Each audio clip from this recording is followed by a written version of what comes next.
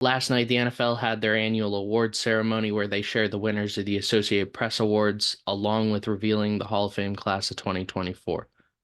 So I'm going to come on here and share my thoughts of each of the awards, along with the Hall of Fame class of 2024. So we're going to start off with one of the first awards that I was able to see, and that was the Assistant Coach of the Year, which went to Jim Schwartz. It wasn't really that close. I didn't really think anyone else deserved that award, considering where the Browns defense was. They didn't really gain all that much during the offseason, but adding in Jim Schwartz, who's a great defensive mind. I mean, when he was in Philly, he was very good. Um, but that was something the Browns needed. They just needed a veteran face who knows how to run a competent defense. And clearly, they were able to become one of the best defenses in the league. We haven't seen a defense this good in a while. I mean, between them and the Ravens, those two were the top two defenses all year long until the playoffs for the Browns. But that's a different story. Would I have voted for anyone else for assistant coach of the year? Probably not. Jim Schwartz would have likely been my pick. We don't do assistant coach of the year for a lot of our awards for Legacy because in some instances assistant coaches can be seen as great, but it's just the head coach doing a lot of the job. In this situation, we know Stefanski's a great offensive mind, and they needed a defensive mind. So we understand that Jim Schwartz has a large say in the defense, but we don't know how much of that is impacted by the positional coaches on defense either. So it's assistant coach of the year is just it's a very hard award to just understand if it's a good award or not. It's hard to give it out to anyone every year. It's hard to give my own opinion on that this year. Offensive Rookie of the Year was CJ Stroud. A lot of very good rookies this year, a lot of very good offensive rookies this year. And Stroud, I'm gonna have a lot of, I guess, hot takes, but I just I'm not gonna be quarterback heavy on a lot of awards that the Associated Press obviously is. If you watch this show every year, you think that why would the NFL give out these awards to quarterbacks? This isn't the NFL's awards. This isn't voted on by a committee for the NFL. This is for this is a group of writers. Some of them are former players. I saw Tom Brady's on the list of those who voted for these, but a lot of writers. And a lot of media members, just members of the press, the Associated Press. And they like their quarterbacks. I get it. I guess it's a quarterback driven league, but and not this year. I think this was probably one of the worst years when it came to quarterback play and consistently. Which is probably why the MVP went to who it went to. But CJ Stroud, he missed a couple games. He had his best moments of the year, proved why he should be in this conversation. I mean, some of the best games that he's had all year are some of the best games we've ever seen out of a rookie. But his low games during the year were just not really that great. I would have not voted. I wouldn't have voted for CJ Stroud. My pick would have been Puka Nacua. All year long, Puka has been great from week one to now. He was just been great. In the playoffs, he was doing great. Uh, um, I don't understand. I don't understand why Puka wasn't shown more love for this award. He got two first place votes. Puka Nacua was the only other person to get even a single first place vote. I don't understand that.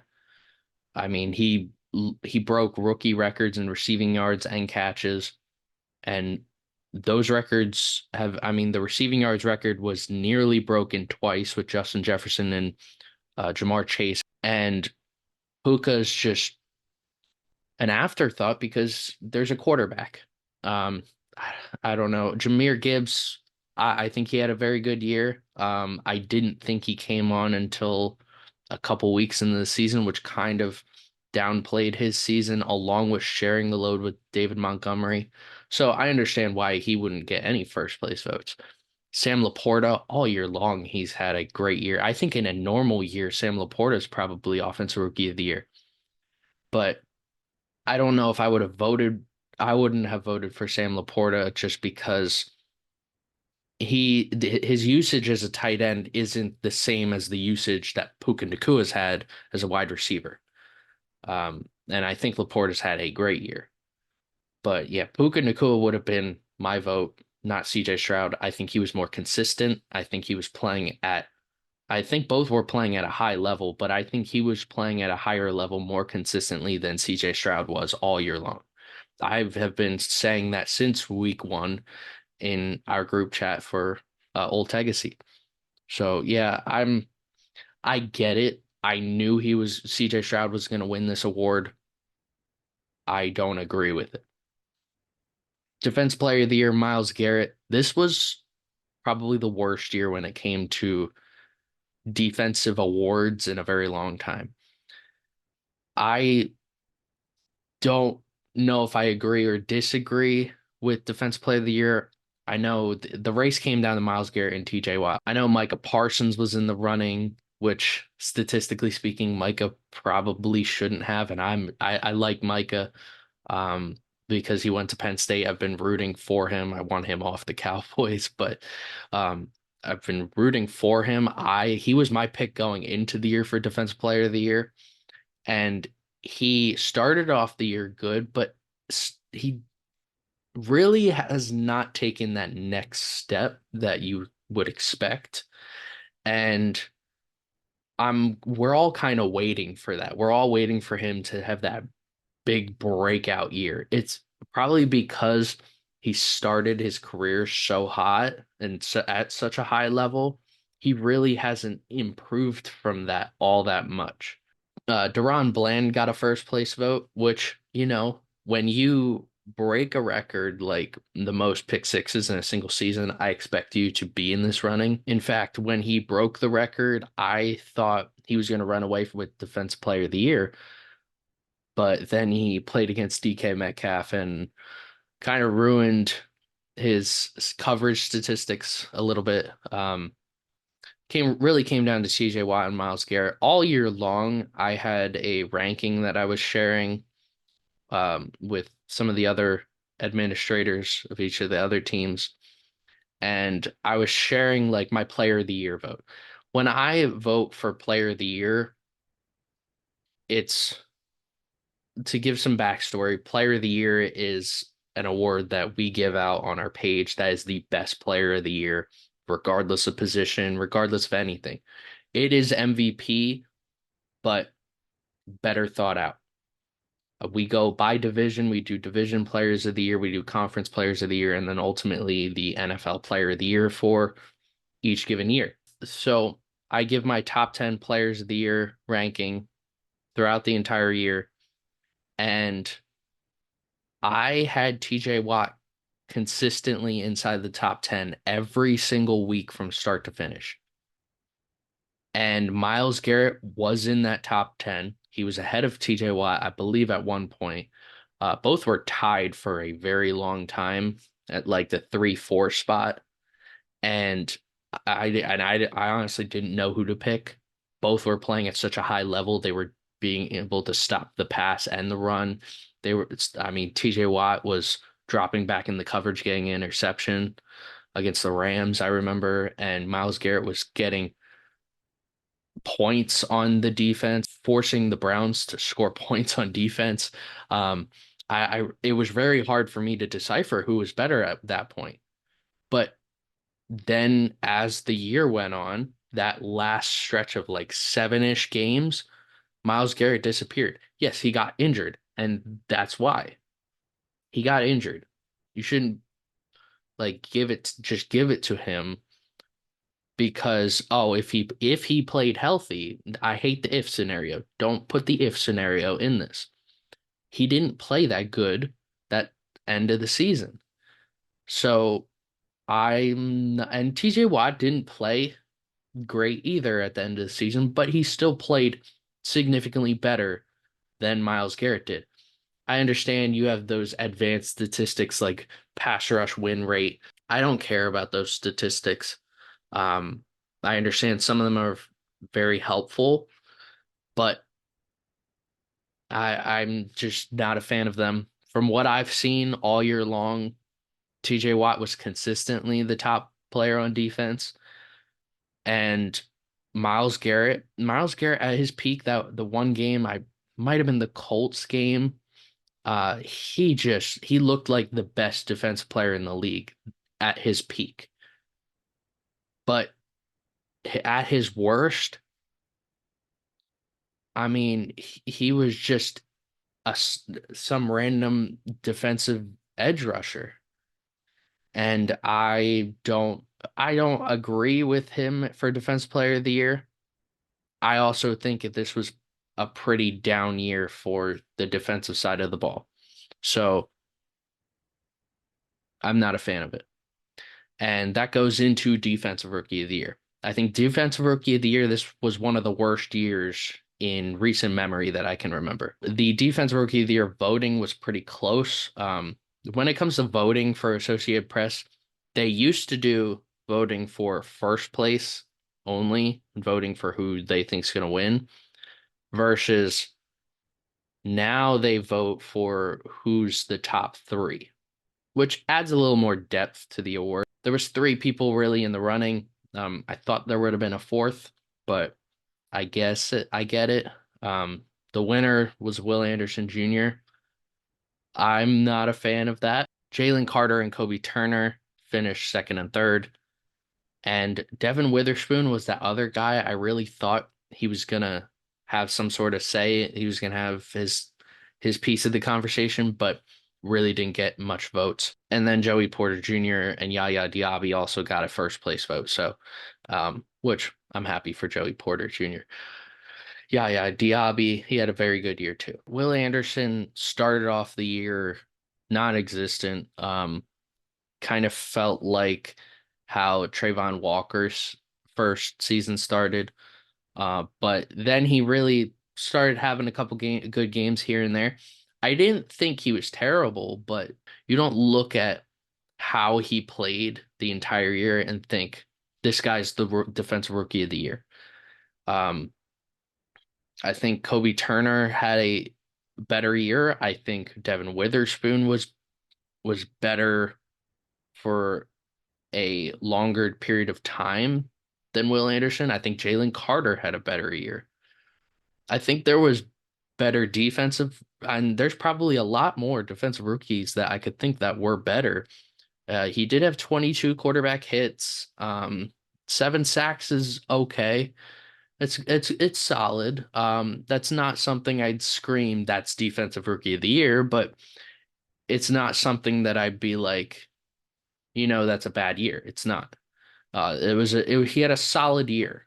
I don't think it was defensive rookie of the year worthy. I think if you looked at Kobe Turner's year, I think if you looked at Devin Witherspoon and Jalen Carter, all three throughout the year looked better than Will Anderson Jr. did. I know Texans fans are gonna not be happy with how I'm feeling about CJ Stroud or Will Anderson Jr. You'll probably be happy for Coach of the Year, though. For who I would have voted for Defensive Rookie of the Year, my vote would have been to Jalen Carter because even he fell off the last couple weeks of the regular season. Now, all these awards are regular season awards. They're not playoff awards. So, which I'm not a fan of. I hate that idea. They're called the blank player of the year, and yet you're only voting for the regular season. I don't like that. Um, but as for who I would have voted for defensive rookie of the year, yeah, Jalen Carter would have been my vote because I mean, it's not because I'm an Eagles fan, because he was week one, the best defensive rookie, and then for 13, 14 weeks was still playing at that same level. He was consistently playing at that top level of defensive rookie of the year.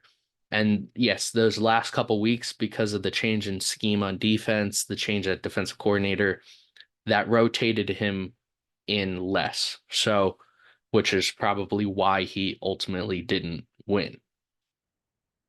And the vote was very close. I'm sure if there was no change at defensive coordinator, Jalen Carter probably walks away with this award. But he didn't. Yeah, Jalen Carter would have been my vote. And who would I have? And if taking out the Eagles bias, I would have voted probably for Devin Witherspoon or Kobe Turner. I would have probably had to look more into coverage stats on Devin Witherspoon. Devin Witherspoon kind of disappeared that second half of the year, which is what I worry about. So I would have probably have voted for Kobe Turner then. I would have not voted for Will Anderson. Will Anderson wouldn't have been in my top three. Walter Payton Man of the Year went to Cameron Hayward. Congratulations to him. I love the Walter Payton Man of the Year. It's very hard not to root for the guy who ends up winning it. Would love. I really hope to see Lane Johnson win. Um, for everything he does or surrounding mental health. I love to see his story. If you've seen Jason Kelsey's reaction to telling Lane he was a nominee for Walter Payton Man of the Year and he won the Eagles Walter Payton Man of the Year. It's a great video. You should try and watch that. But congratulations to Cameron Hayward, and everybody else on every other team that won their own team's Walter Payton Man of the Year. Coach of the Year, Kevin Stefanski won. I really think it was a three-man race. Votes show it was a two-man race. It came down to one single vote to determine the Coach of the Year. And Kevin Stefanski beat out DeMeco Ryans. I understand both sides of the story. I understand Stefanski. He's been through a lot of injuries on that Cleveland Browns team, and somehow they made it to where they were. I think a lot of that had to do with Jim Schwartz as the assistant coach of the year, which is why he would be my vote for assistant coach of the year and why Stefanski wouldn't have been my vote for coach of the year.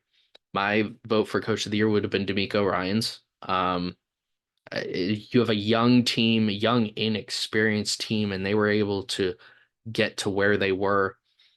This is a typical coach of the year winner that DeMeco Ryans would normally win, but because Stefanski went through so many injuries, I get it. I get both sides. Dan Campbell, I thought was going to be in this running because, well, where the Lions were last year and kind of just watching him, he was able to get them to where they were. And they were consistently one of the top three teams in the NFL all year long, using there wasn't one guy on that team. You would normally look at the Lions and say, oh, there's got to be an MVP or Defensive Player of the Year candidate. There wasn't. And they just had a great team. And usually, when you have a great team, the coach ends up a Coach of the Year nominee. I expected Dan Campbell to get more votes because of that, but he really didn't. Um, I'm I'm not I don't think I'll argue against Stefanski because I get it. And I won't argue against DeMeco Ryans. If there was one year to have co-coach of the year winners, this was probably the year. But I get it. Stefanski, hey, he deserves this award. DeMeco Ryans just lucked out. Offensive Player of the Year. This is one of those. It felt like pointless awards because you're giving it to the Offensive Player of the Year, the best offensive player, but yet you're not giving that to the guy who wins MVP. So I don't know. I don't like the whole MVP thing. But offensive player of the year was Christian McCaffrey. It was really him and Tyreek Hill, but the votes showed that it wasn't close. Tyreek Hill was far behind, but even further behind was everybody else. And I mean, Christian McCaffrey was, I think what hurt Tyreek Hill was him getting injured those last couple games because he ended up losing that streak. I really think if he did break the receiving yards record, he would have probably won, but he didn't. I said to everyone before the season, Tyreek Hill's not going to get 2,000 yards, that you can keep saying it all you want, that he's uncoverable. You just don't know how hard that is to watch. It's so hard to achieve that. Tyreek was on pace for a long period of time, but that happens a lot of years. A lot of players get on that pace to get to 2,000 yards and then they lose it. You also have to take into account some of these players are will play 15, 16 games and then sit out the last game or two. So they won't have a chance to break those records because they want to be healthy for the playoffs. I think Christian McCaffrey had one of the best years for a running back in a very long time. And going into the looking at the entire season as a whole, Christian McCaffrey is doing things that not many other running backs have done in NFL history if you include the playoffs on top of that. He's on pace to do something that not many other running backs have done. Look up how many running backs have done 2,400 total scrimmage yards or more and 25 or more total scrimmage touchdowns. That list is very small, and a lot of those guys won MVP. Christian McCaffrey, in my opinion, deserved MVP. And I'm not a huge fan of Christian McCaffrey. If you've known me since he got drafted, and there's a video of me going over the draft while it was happening, I was not a huge fan of Christian McCaffrey because he was very small. He was very small framed, and I said he would get hurt. He did get hurt very often earlier on in his career, but then he started to bulk up. Now he is a lot bigger than he was back his rookie year. And he he beat my expectations because of it. If he didn't bulk up, he would have been more injury prone like he was, and who knows if he would even be the same player he is now. Next, they revealed the Hall of Fame class of 2024: Andre Johnson, Dwight Freeney, Julius Peppers, Steve McMichael, Randy Gradishar, Patrick Willis, and Devin Hester. If you watched my senior nominees video determining who should be in the Hall of Fame out of the three senior nominees between Art Powell, Steve McMichael, and Randy Gradishar, you know that I thought it was going to be Steve McMichael and Randy Gradishar that was going in. It's exactly what happened. I think with Art Powell, his numbers were very good, and I wanted him to get in. I like to see more guys, more change in the routine, more guys getting in. Art Powell was a difference maker during his time, and I think eventually he might get in. I was looking in the mindset of the Hall of Fame voters, and I didn't expect them to vote for him. I expected them to vote for McMichael and Gradishar. Andre Johnson, I'm so happy for Andre Johnson. I wish other guys got in. I'll touch who didn't get in of the finalists, but I'm so happy for Andre Johnson. This is the first Hall of Fame class for me where I've been able to watch all the modern day finalists, majority of their careers. And I remember watching Andre Johnson. Between Andre and Calvin, it was like they were going head to head every single week. What people tell me about Terrell Owens and Randy Moss, I want to be able to tell that next generation about Calvin Johnson and Andre Johnson. It was not the same, obviously, but Calvin was a dominant force, and Andre Johnson was also the same. They both had the speed and strength with their size that was unmatched. Andre had great hands, great route runner. He was awesome. It sucks he played on the Texans and he played with Matt Schaub. Matt Schaub for a year or two was pretty good, but later years in his career with Houston was not. Dwight Freeney got in. I am very disappointed that Robert Mathis and Dwight Freeney aren't going in at the same time, or Robert Mathis didn't get in before Dwight Freeney, because Robert Mathis has been waiting a couple years now. I wanted to see them both get in at the same time. This was not the class I expected it. I didn't expect any other edge. I didn't expect two edge rushers to get into this class. I expected two wide receivers to get in. which I guess sort of happened, but not really. Yeah, I loved watching Dwight Freeney. I liked watching Robert Mathis a little more, but I get it. I liked watching him. So that spin move that he would do, I was hearing David Carr and Maurice Jones-Drew talk about it. It was so nasty to watch in person. He was a fast dude coming off the edge. So yeah, congratulations to Dwight Freeney. Julius Peppers, I'm so happy about Julius Peppers. If you don't know, I mean, I'm a Saints fan, but I've made posts before asking people if you were to add one player from your division rival to your team all time, who would it be? Mine is Julius Peppers. I loved watching Julius Peppers. I loved his style of play. If there's one defensive end that I want to build around, his just size and his ability to he was a basketball player back at defensive end because I mean he did play basketball at UNC. So he was able to build concepts of playing basketball and getting the jump ball and develop that into his ability to become a pass rusher. And he was just so fun to watch. I loved watching him play. I'm so happy for him. We touched on Steve McMichael and Randy Bradshaw, Patrick Willis. I loved watching Patrick Willis play. He was so fun to watch. Ray, it was Ray Lewis and Patrick Willis every year. It was one was going to be the best player at middle linebacker, the other was going to be the second best player at middle linebacker. They were just awesome to watch. And Patrick Willis, I don't know how I can describe how much of an impact it was seeing Patrick Willis and Ray Lewis in that same era. And looking at the linebackers we have now, I think we're in a lull when it comes to middle linebackers. I don't think there's very many dominant middle linebackers that can work sideline to sideline. It's not about hitting hard. It's working sideline to sideline. Luke Kuechly and Bobby Wagner, in my opinion, are the last two sideline to sideline linebackers.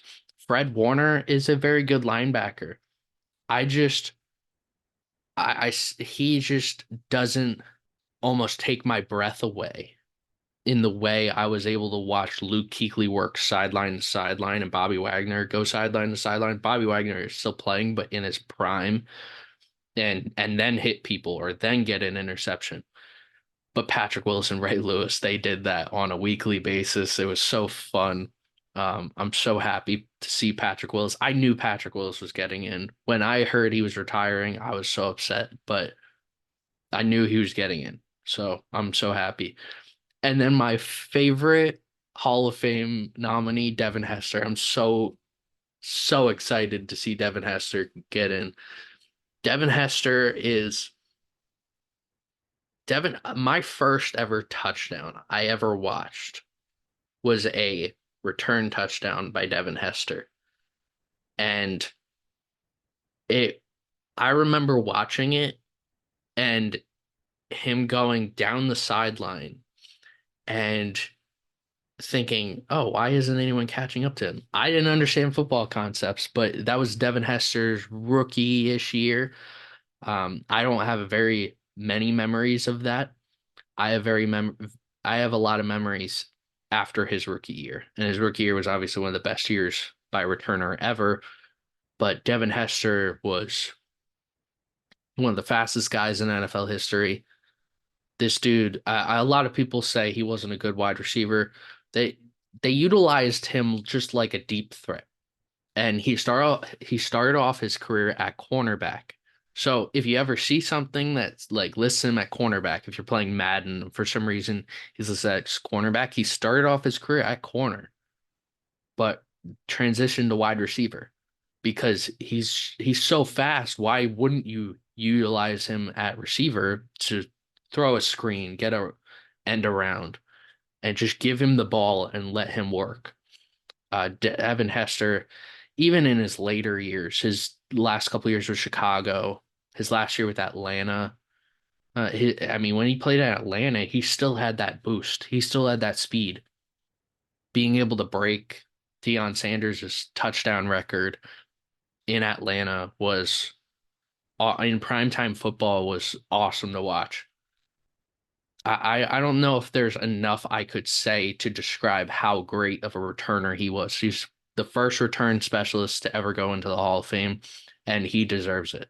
I do think there are a lot of other guys who deserve to get in who are also great return specialists. Billy White Shoes Johnson is on the 75th and 100th anniversary teams and is not in the Hall of Fame. He's the only player that is on both and is not in the Hall of Fame. That blows my mind. Billy White Shoes needs to be in. Obviously, Brian Mitchell is the all-time leader in return yards. Eventually, Darren Sproles is going to be eligible next year. Darren Sproles, if you look at his all-purpose yards, he's in the top 10 all time. So, hopefully this getting Devin Hester in allows for other return specialists to get a better look at. As for those who didn't get in, I thought a receiver would get in. I'm a little disappointed Torrey Holt didn't get in. I've been waiting for Torrey Holt to get in for a while now. Um, the fact that Isaac Bruce is in and Torrey Holt isn't is just weird to me. Um, I expected Torrey Holt to get in over Andre. I'm really happy for Andre. If Reggie Wayne went in over Andre, I'd still say Torrey Holt just because he's been waiting so long. And this is where I thought two receivers would get in. I thought maybe Dwight Freeney wouldn't get in and Torrey Holt would, but that didn't happen. Jared Allen, I love Jared Allen. He's probably going to get in eventually. Fred Taylor, uh, doesn't seem like there's any running backs that have been waiting a while that are going to get in, which is kind of disappointing because I do think there's a lot of running backs who should be thought about getting in already. Rodney Harrison, I've heard the story before. He probably should get in. I've heard stories about that, about the players who were on that Patriots dynasty and how helpful he was.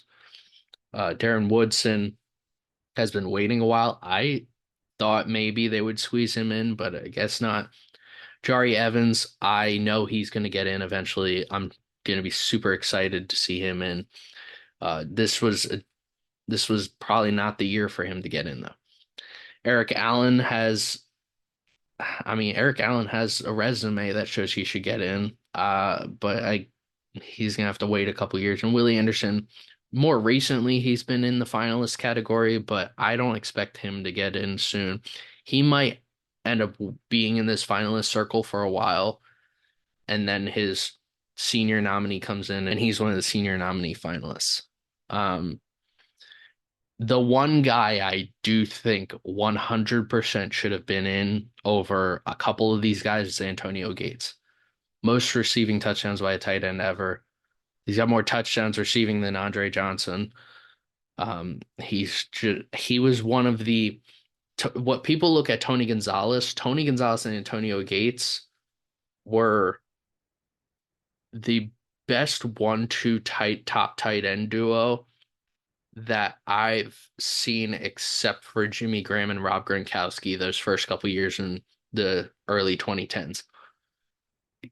Those guys were awesome to watch. They revolutionized the tight end position into the basketball tight end role. Antonio Gates went undrafted. I don't think that's why he should be in the Hall of Fame, but he goes undrafted, goes on the Chargers, and just becomes a dominant force. He should be in. I would have voted him in over Andre Johnson. I would have voted him in over Dwight Freeney. I don't think I would have voted him in over Julius Peppers. Although now that I think about it, maybe uh, because Patrick Willis didn't play long enough, I would have voted Antonio Gates in over Patrick Willis. Over Devin Hester, that's a little different. I think Devin Hester should get in over everybody, but for a very different reason because there's the lack of return specialists. Antonio Gates should have been in this class. He should have been a first ballot Hall of Famer. I guess he'll get in next year. I previewed some of next year's finalists: Luke Kuechly, Eli Manning, Marshawn Lynch, Demaryius Thomas. There's just some names off the top of my head. I know there's a couple more: Joe Staley, Ryan Khalil, but Next year's probably going to have some question marks. The big question mark that everybody's going to be talking about all year long is going to be, is Eli Manning a Hall of Famer or not? And hopefully that doesn't dismay Antonio Gates from getting into the Hall. Back to the awards, comeback player of the year, Joe Flacco ended up winning. So Damar Hamlin received more first place votes than Joe Flacco, but Joe Flacco had more total votes because there's that point system, the new point system for first place votes, second place votes, third place votes. Joe Flacco received more votes, more points, and thus won over Damar Hamlin. If this was a couple years ago, Damar Hamlin would have won comeback player of the year. This one is a touchy subject. So I understand why people vote Damar Hamlin for comeback player of the year. We've had this conversation with some of my other administrators. Some people are a little annoyed that how much attention Damar Hamlin's getting for comeback player of the year and that he doesn't deserve it because he had two tackles all year long. Um, and other people feel he's the runaway winner and there's no way that anyone else deserves it because he died on the football field. I get it. I get both stories. When I'm voting for comeback player of the year, I like to look at what you did on the field. If Damar Hamlin played mediocre, if he played just below average, if he was the worst player in the entire league in the secondary, but he played the majority of the games he could have played in, I would have still voted him comeback player of the year. The issue I had was he was inactive for most of the year, and he only had those two tackles. Um, if he had a significant drop off for the playing time he had last year. A lot of it had to do with the Bills secondary had a lot of injuries last year compared to this year. So I I understand why he didn't win. Um, I mean, obviously a lot of people gave him first place votes, but they didn't see that that's where the depth comes in. How many people think he should deserve this award? Or how many people think he should be a top three for this award? So I get it. And then on the flip side, I think people also this is a very touchy subject. I don't want to get too involved in it, but there were two other players this past offseason or before this year that went through some traumatic things, and I think they should have been nominated at least with Damar Hamlin. Foster Moreau had Hodgkin's lymphoma, and John Mechie had leukemia. And we saw what they did this year. They weren't playing Pro Bowl level, but they were still playing in the majority of those games. And for what they had to go through, Foster Moreau retired last year over the offseason. He retired. He was retired. And then he came back, signed with the Saints, and I mean, he was okay. I mean, he wasn't, if I'm being quite honest, from a football player analyst perspective, he was okay. He was a nice blocker. He was a better blocker than Juwan Johnson and obviously Jimmy Graham. Jimmy Graham's not a great blocker, but he was okay. He caught a couple passes here and there. He had a key drop in one of the games that costed the game, but I mean, he still was playing. And John Mechie later on in the year just started getting more touches because of injuries, and they finally started utilizing him, and in the playoffs they started utilizing him even more. And I'm so happy to see John Mechie thrive. He had an injury in college, then comes to the NFL and gets diagnosed with leukemia, and then this year he's playing. That's awesome. I don't know why those two were not nominees. I'm not saying either one deserves to win over Damar Hamlin. I'm not saying that. I'm saying if Damar Hamlin is a nominee and people feel he should win, then Foster Moreau and John Mechie should have at least been nominees. And now to just turn it, looking at just the players who were coming back from like an injury, a routine year for comeback player of the year is Joe Flacco winning. Baker Mayfield also had a great year. If either one had won, I would have understood. I think it was a little different because going into the year, we all knew Baker was going to start. If you told anyone week one that Joe Flacco was going to start on a team who was going to finish with over 10 wins, finishes the 5 seed, and go to the playoffs, and that was the Browns, I don't think anyone would have believed it. I mean, that's like me saying next year, oh, Matt Ryan's gonna go on to the um I don't know, the Falcons again. No, not even the Falcons, because a division rival. Matt Ryan's gonna go on to the Saints, and he's gonna help take the Saints to the playoffs, and he's gonna finish with 10 plus wins. I mean, I understand. Joe Flacco was sitting on the couch. I understand why Baker Mayfield could have won it because Baker was on 2 teams last year, also had an injury the beginning of last year, and I mean at that game against the Rams, that game for the Rams last year against the Raiders, I believe, he was he was playing in a game with like 4 days of experience, so yeah, I understand that. Um, my comeback player of the year would have probably been Flacco, but over Baker, because he really had a comeback. I mean, Flacco was playing better than he had almost his entire career during that small stretch of games. And yes, it was a small stretch of games. It was like 6 games he played in. He also didn't play the last week of the regular season because they already clinched the playoffs. Joe Flacco had already clinched the Browns playoff spot, and he didn't have to play the last week of the regular season. That's funny. Um, but yeah, going back to just, I understand people are gonna get frustrated that Damar Hamlin didn't win.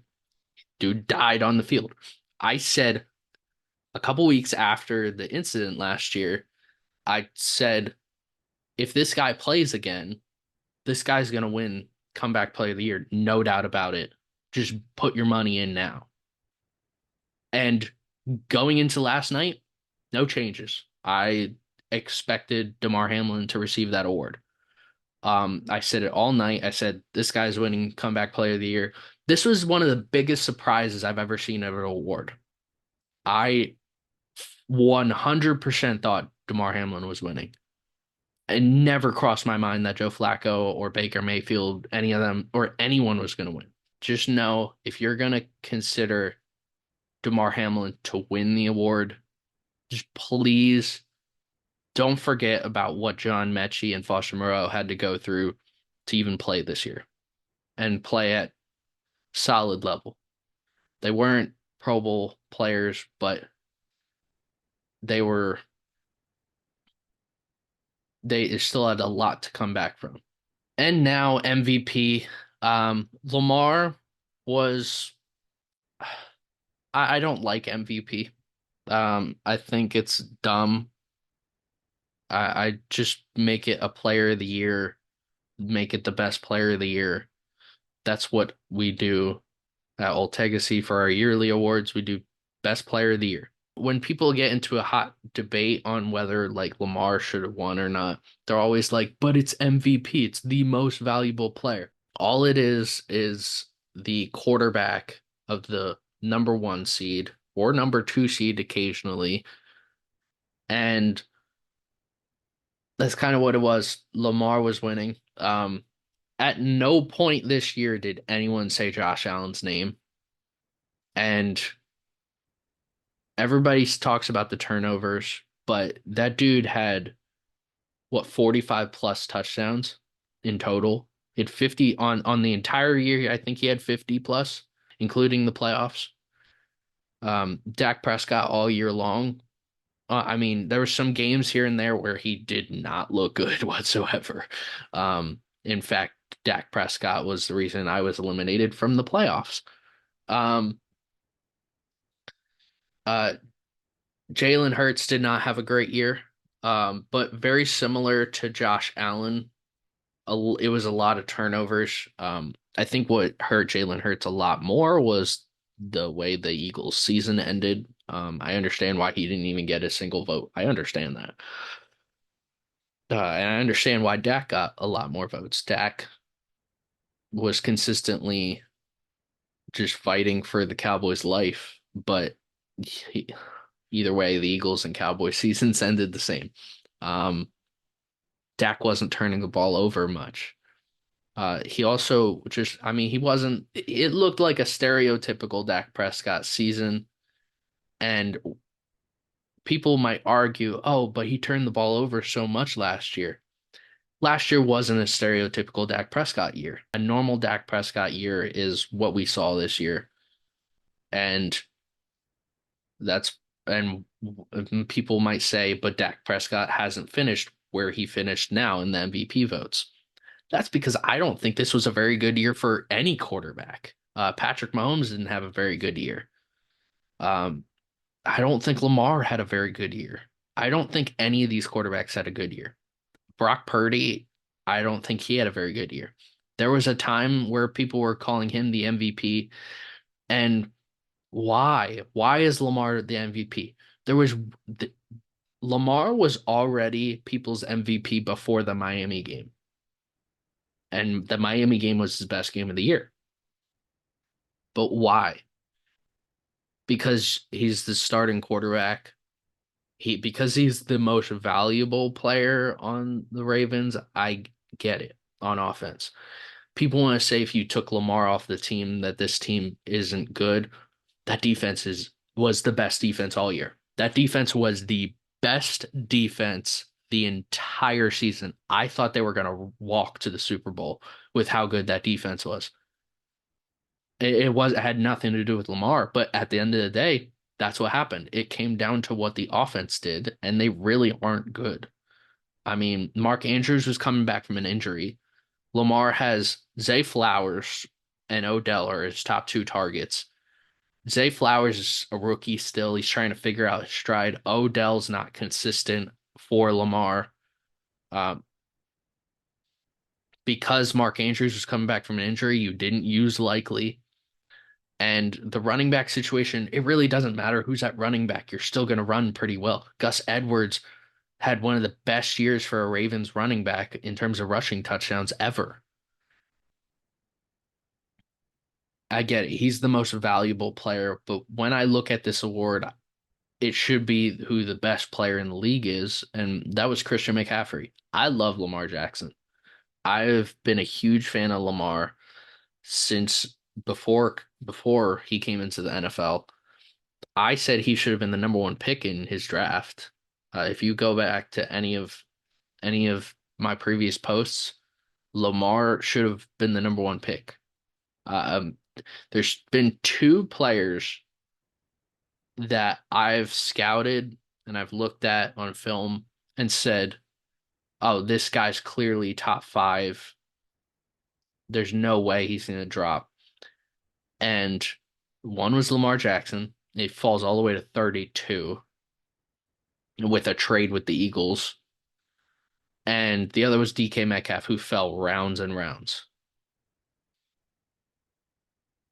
I get it. I love watching Lamar. I'm a huge Lamar fan. I was rooting for them to go win the Super Bowl this year, when the playoffs came.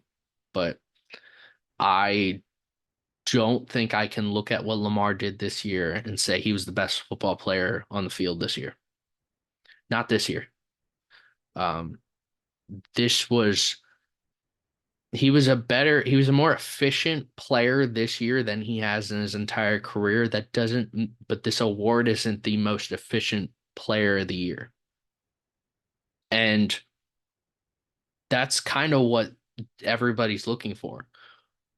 I mean, all the AP voters are doing is who's the most efficient player on one of the best teams in football, or who's the most efficient quarterback at this point? Because it is a quarterback award. Um, I know people are saying if Tyreek Hill hit 2,000 yards, I think if Tyreek hit 2,000 yards, and I think if he scored 20 touchdowns, he still wouldn't have been in. It wouldn't have made a difference because you look at Cooper Kupp's year, Cooper Kupp when he got the Triple Crown, how great of a year he had. We voted him the player of the year that year, Cooper Kupp, everybody at Old Legacy. But he got what, one vote for MVP that year? A single vote? That's that was stupid. And this year this year was the perfect opportunity to give it to a non-quarterback with how poor the quarterback play was across the whole league. It wasn't terrible. I'm not saying Lamar or Josh Allen or Dak Prescott, Jalen Hurts, Patrick Mahomes, Brock Purdy. I'm not saying any of them were trash. I'm saying compared to other years, those top quarterbacks, this was a down year. And you can see that by who won comeback player of the year. You can see that by who other good quarterbacks were this year. Joe Flacco and Baker Mayfield were considered good quarterbacks this year. Tyreek Hill, if he doesn't sustain that injury, I would have probably thought more about him. But Christian McCaffrey, since week one, has been the best player in football throughout the year. Tyreek Hill was with him for a little bit there, but he wasn't as consistent as Christian McCaffrey. A lot of it has to do with Christian's running the ball and catching the ball. So he can do a lot more to get those 100 yards and a touchdown than anyone else.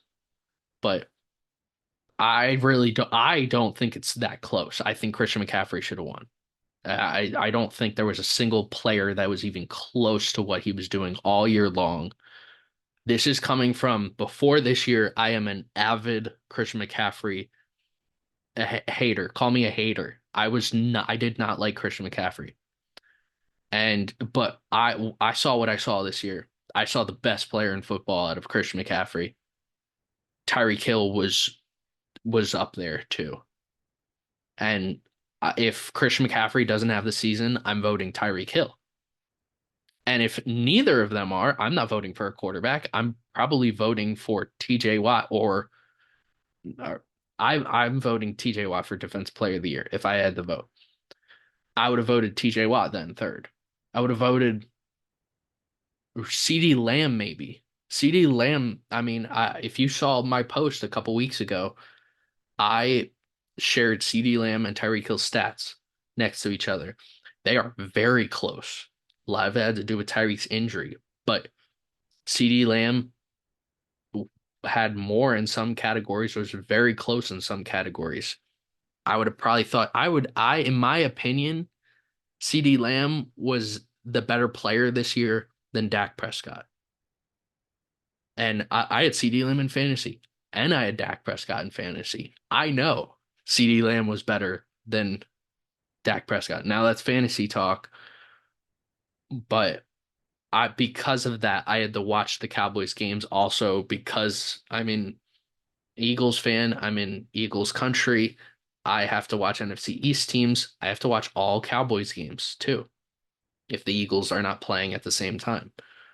So CeeDee Lamb was the better player than Dak on the Cowboys. On the Niners, Christian McCaffrey was better than Brock Purdy. I mean, I've seen some people argue Trent Williams was a better player than Brock Purdy. And I mean, I know there's a lot of people who don't feel like Brock Purdy's not even the eighth most valuable player on the Niners team.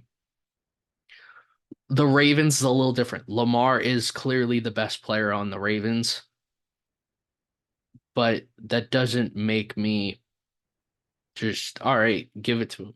No. There are other better players who have done more this year and have been more efficient, more dominant than him.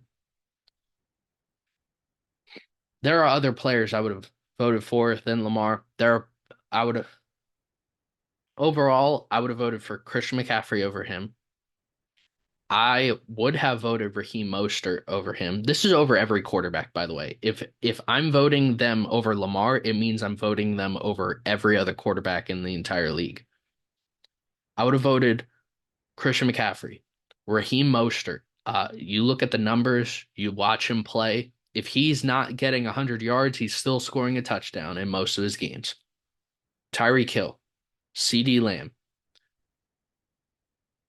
I thought about him on St. Brown for a little bit there, but probably not. There are some people who voted Trent Williams. Some people would have voted Jason Kelce. On the defensive side, there's Myles Garrett, TJ Watt, and Micah Parsons. There are way better players this year than Lamar Jackson. And all of the rest of the league, all the other quarterbacks. I don't agree. I think they need to just change the award. It's so stereotypical of a quarterback to win the award that throughout the year we see these like Vegas odds that it's just quarterbacks like 1 through 9. And even someone like Geno Smith is going to be ahead of Christian McCaffrey for the awards because Geno's a quarterback. And it's stupid. It's not the most valuable player. It's the most valuable quarterback. I hate it. Um, that's just my own take. Congrats to Lamar. I'm happy to see Lamar get a second MVP. I would have rather have seen him win the Super Bowl over winning another MVP, but he's in an elite conversation of guys who were all locks for the Hall of Fame. The only one that really wasn't, Aaron Rodgers is in the Hall of Fame because he's actively playing. Patrick Mahomes is in the Hall of Fame because he's actively playing. But both are probably going to the Hall of Fame. And I think Lamar is building a case that he it's going to end up being a lock in a couple years for the Hall of Fame. As for the entire awards as a whole, everybody at Old Legacy votes for division awards, like I said, and then they go to conference and then league. And the one thing that I like to do differently is a most improved player and a comeback player of the year, because most of the time the most improved player in the league is not the best comeback in the league. And sometimes the biggest comeback in the league isn't the most improved player in the league. So they got to really think about doing that. And they got to do something about MVP. Do another award that is the best player or something. I don't know. But yeah, that's my take on the Associated Press's awards. Remember, this is the Associated Press Awards. This isn't the NFL's League Awards. If Pro Football Focus, if the Sporting News, if the NFL Network, if any of them wanted to do their own award ceremony, they could. They could just go to the NFL, agree to some deal, and then share the awards like the Associated Press does for these awards. This isn't the final MVP. There are other guys who've won MVP that you don't know about. You need to do more research. The Sporting News researches from coaches. Then NFLPA has their own all-pro system. Hopefully the NFLPA does their own award system eventually, because that would be nice. Get the players votes for MVP and such. But this isn't the final NFL MVP. So if you're looking it up and say who won MVP this year, that depends on the who voted. So just remember that next time you're looking up awards.